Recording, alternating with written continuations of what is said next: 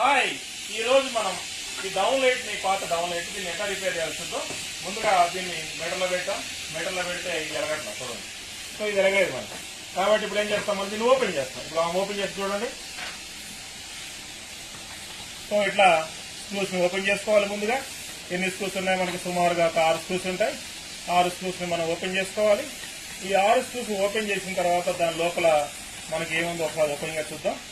So ఇది చాలా down light. మనం 4 ఏళ్ల క్రితం క్లయింట్కి ఇచ్చాం. మళ్ళీ వాళ్ళు దీన్ని రిపేర్ చేయమన్నారు. కొత్త లైట్ అయితే మేమే రిపేర్ చేసుకోమని చెప్పినాం.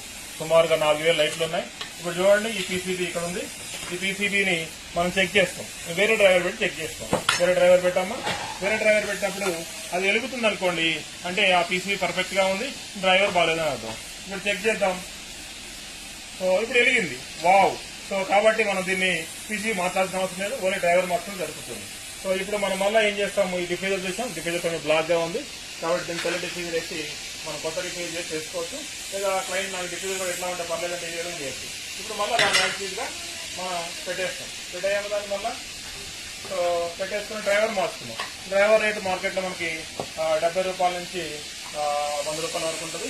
అంటే ఒక లైట్ మనం మార్చుకుని కొత్త లైట్ కొనుక్కోండి సుమారుగా 350 రూపాయల నుంచి 400 వరకు ఉండే అవకాశం ఉంది. డౌన్ లైట్ 12 వాట్ ఇది. సో దాన్ని మనం రిపేర్ చేసామనుకోండి, మనకి 100 రూపాయలు అయిపోతుంది. ఈ విధంగా